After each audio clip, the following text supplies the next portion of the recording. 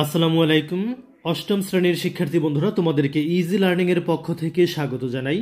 আজকের ভিডিওতে তোমাদের নতুন ইংরেজি বইয়ের পৃষ্ঠা নাম্বার 49 এবং 50 সমাধান করে দিচ্ছি।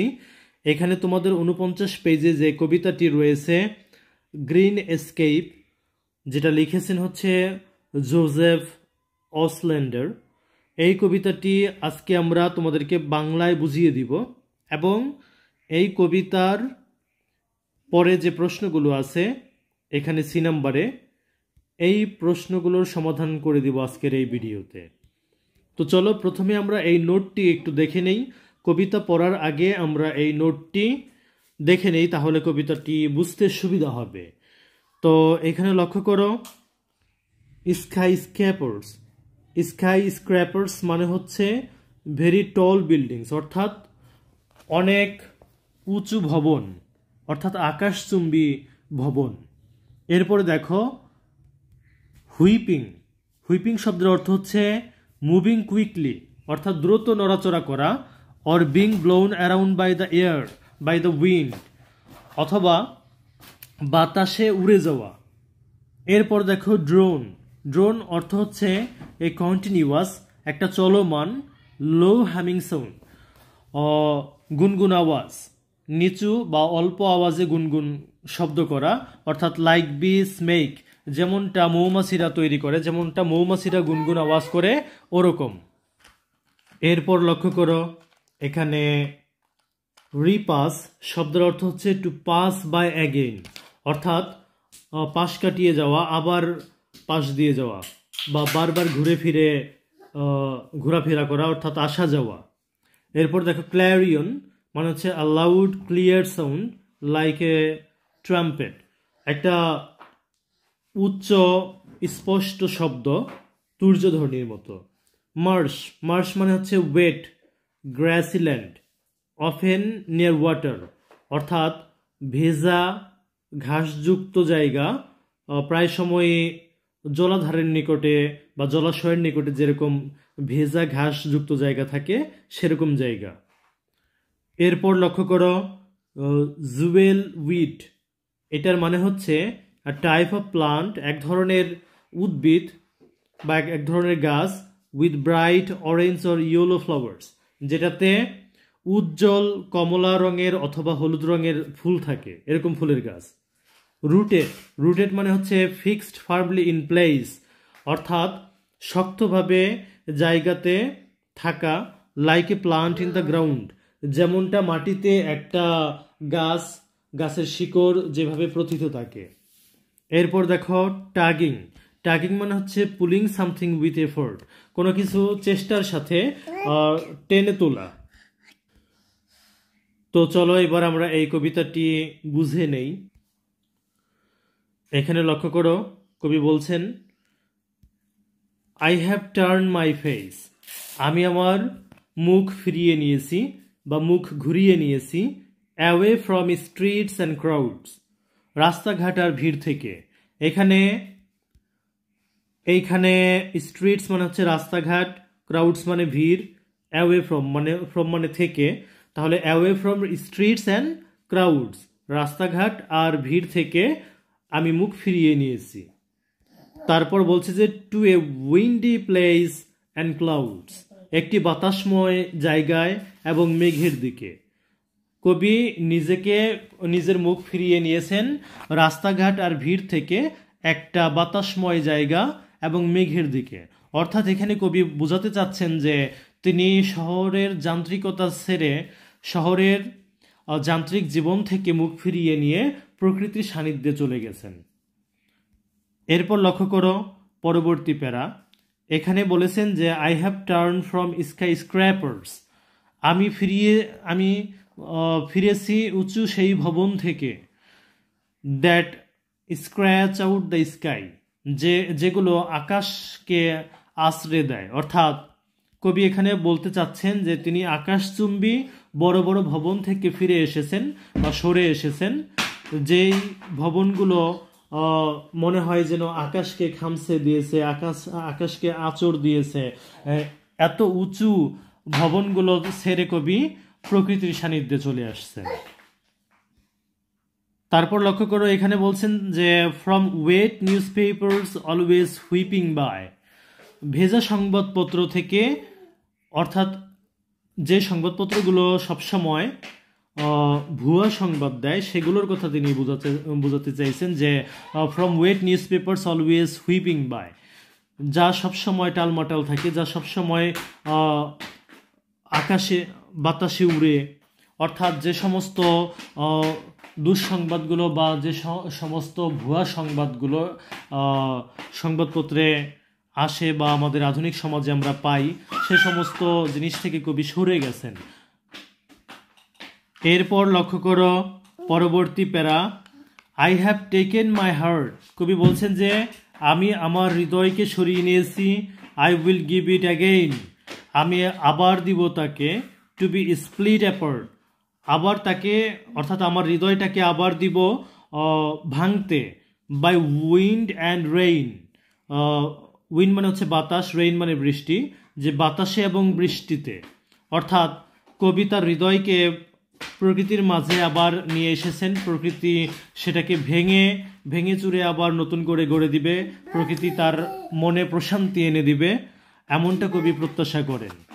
এরপর লক্ষ্য করো পরবর্তী প্যারাটি, এখানে তিনি বলেছেন যে I will stand like a stone all day in the glass, I will stand, stand মানে দাঁড়ানো, তো কবি বলছেন যে আই উইল স্ট্যান্ড, আমি দাঁড়িয়ে থাকবো, লাইক এ স্টোন একটা পাথরের মতো, লাইক মানে হচ্ছে মতো, লাইক এ স্টোন একটা পাথরের মতো, all day in the glass, all day মানে সারাদিন, গ্রাস মানে হচ্ছে যে ঘাস, তো কবি বলছেন যে I will stand like a stone all day in the গ্রাস, আমি দাঁড়িয়ে থাকবো পাথরের মতো ঘাসে পুরো দিন বা সারাদিন। হোয়ার দ্য বিস ড্রোন, যেখানে মৌমাছিরা গুনগুন আওয়াজ করে, অ্যান্ড পাস অ্যান্ড রিপাস, আর যেখানে মৌমাছিরা ঘুরে বেড়ায়, অর্থাৎ যেখানে মৌমাছিরা গুনগুন আওয়াজ করে ঘুরে বেড়ায়, সেখানে আমি ঘাসের মধ্যে সারাদিন পাথরের ন্যায় দাঁড়িয়ে থাকবো। অর্থাৎ কবি বলতে চাচ্ছেন তিনি শহরের যান্ত্রিকতা ছেড়ে প্রকৃতির সান্নিধ্যে চলে যাবেন, প্রকৃতির মধ্যে তিনি তার জীবন কাটাবেন, যেখানে মৌমাছিরা গুনগুন আওয়াজ করে গান করবে। তারপর লক্ষ্য করো এখানে কবি বলছেন যে I will watch them brush gold across their legs, hear the bird at bush at hush over her eggs, তো এখানে কবি বলছেন যে I will watch them brush, আমি দেখব, গোল্ড অ্যাক্রস দেয়ার লেগস, কেমন সোনালি ধুলো লাগে তাদের পায়ে, হেয়ার দ্য বার্ড অ্যাট হাস, আমি শুনব, ওভার হার এগস, পাখি কেমন শান্ত থাকে তার ডিমের উপর। অর্থাৎ কবি প্রকৃতির প্রাকৃতিক যে দৃশ্যগুলো আছে, প্রাকৃতিক যে এলিমেন্টগুলো আছে সেগুলোর সান্নিধ্যে তিনি থাকবেন, প্রাকৃতিক যে বিভিন্ন প্রকৃতির সৃষ্টি, বিভিন্ন প্রাণী পশু পাখি, এগুলোর মাঝখানে তিনি আনন্দ খুঁজে পাবেন, আর সেই জন্যে তিনি বনে বা জঙ্গলে বা প্রাকৃতিক একটা পরিবেশের মধ্যে থাকবেন, যেখানে তিনি প্রকৃতির বিভিন্ন সুযোগ সুবিধাগুলো অবলোকন করতে পারবেন, জাজ করতে পারবেন। এরপর লক্ষ্য করো কবি বলছে যে I will hear the wild swan, আমি শুনবো বুনো রাজহাঁস, লিফট হাই অ্যান্ড হার্শ, উঁচুতে কেমন চেঁচায়, হিজ ক্রুকড ক্ল্যারিয়ন, তার বাঁকা শব্দে, অ্যাক্রস দ্য ব্রোঞ্জ, জলাভূমির উপর। এখানে একটু মিস্টেক আছে, এখানে মার্শ হবে, যে অ্যাক্রস দ্য মার্শ, যে জলাভূমির উপর, মার্শ মানে হচ্ছে জলাভূমি বা ভেজা জায়গা, যেখানে পানিতে থাকা ঘাস বা লতা পাতা থাকে, এরকম ভেজা ভেজা জায়গা। তো এখানে কবি বলছে যে I will hear the wild swan, wild মানে বন্য, সোয়ান মানে হচ্ছে হাঁস, তাহলে বুনো হাঁস বলতে পারি আমরা, যে আমি শুনবো বুনো হাঁস, লিফট হাই অ্যান্ড হার্শ, উঁচুতে কেমন চেঁচায়, হিজ ক্রুকড ক্ল্যারিয়ন, ক্লিয়ারিয়ন মানে হচ্ছে যে লাউড অ্যান্ড ক্লিয়ার সাউন্ড, অর্থাৎ হাঁসের উঁচু আওয়াজ, ক্রুক মানে হচ্ছে বাঁকা, অ্যাক্রস দ্য মার্শ, মার্শ মানে হচ্ছে ভেজা জায়গা। তো কবি বলছেন এখানে যে আমি শুনবো বুনো রাজহাঁস উঁচুতে কেমন চেঁচায়, তার বাঁকা শব্দে জলাভূমির উপর। এরপর লক্ষ্য করো যে where the Jewel weed Hanks, এখানে বলছে যে যেখানে ঝুমকো গাছ দোলে। জুয়েলড উইড হচ্ছে এক ধরনের প্লান্ট, এক ধরনের গাছ যেগুলোতে উজ্জ্বল কমলা রঙের অথবা হলুদ রঙের ফুল থাকে। তো সেই গাছগুলো যেখানে ঝুলে থাকে। Where the spotted stream runs, যেখানে চিহ্নিত স্রোত বইছে। Where the green beetle bangs bronze on bronze, যেখানে সবুজ পোকা ধাক্কা মারে তামার উপর তামা। অর্থাৎ কবি বলতেছেন যে তিনি এমন জায়গায় চলে যাবেন যেখানে ঝুমকো গাছ দোলে, যেখানে চিহ্নিত স্রোত বইছে, অর্থাৎ তিনি প্রকৃতির সান্নিধ্যে থাকতে চাচ্ছেন। এরপর লক্ষ্য করো rooted in the deep ground, the sky tugging at my hair, there will I be found there.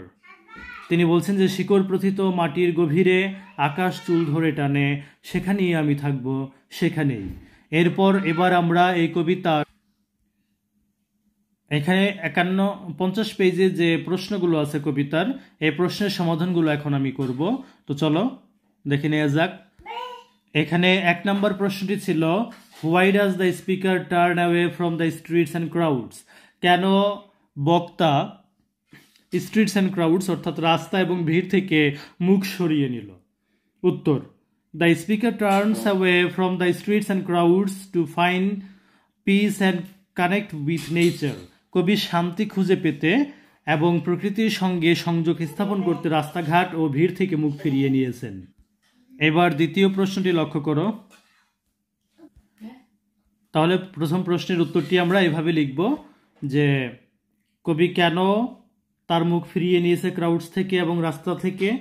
এইভাবে আমরা উত্তরটি লিখব যে the speaker turns away from the streets and crowds to find piece and connect with nature. কবি শান্তি খুঁজে পেতে এবং প্রকৃতির সঙ্গে সংযোগ স্থাপন করতে রাস্তাঘাট ও ভিড় থেকে মুখ ফিরিয়ে নিয়েছেন। পরবর্তী প্রশ্নটি 2 নম্বর প্রশ্নটি আমরা এভাবে লিখব যে what does the speaker hear and see in the grass. বক্তা কি শুনতে পায় এবং কি দেখতে পায় ঘাসের উপর। তো আমরা এখানে উত্তরে লিখব the speaker hears the bees droning, অর্থাৎ বক্তা বা কবি মৌমাছির গুনগুন শব্দ শুনেছেন। And sees them brushing gold on their legs, এবং তাদের পায়ে সোনালি ধুলা মাখতে দেখেছেন। এরপর লক্ষ্য করো 3 নম্বর প্রশ্ন, how does the speaker describe the sound of the swan. কিভাবে কবি বুনো হাঁসদের সাউন্ডকে বর্ণনা করছেন। তো আমরা এভাবে উত্তর লিখব the speaker describes the swan sound as a loud harsh and trumpet like clarion. কবি রাজহাঁসের ডাককে উচ্চ কর্কশ এবং তুর্য স্বরের মতো বর্ণনা করেছেন। পরবর্তীতে দেখো 4 নম্বর প্রশ্নটি এরকম ছিল যে where does the speaker want to be found at the end of the poem. কবিতার শেষে কবি কোথায় নিজেকে পেতে চান বা কোথায় কবিকে পাওয়া যাবে এমনটা কবি মনে করেন। উত্তরে আমরা লিখব the speaker wants to be found in nature. কবি চান শেষ পর্যন্ত প্রকৃতির মাঝে পাওয়া যাক তাকে। Rooted in the ground with the sky tugging at his hair. মাটিতে গেঁথে থাকা অবস্থায় যেখানে আকাশ চুল ধরে টানে। তো এই ছিল আমাদের আজকের ভিডিওটি। যদি ভালো লাগে অবশ্যই শেয়ার করবে। ধন্যবাদ সবাইকে সাথে থাকার জন্য।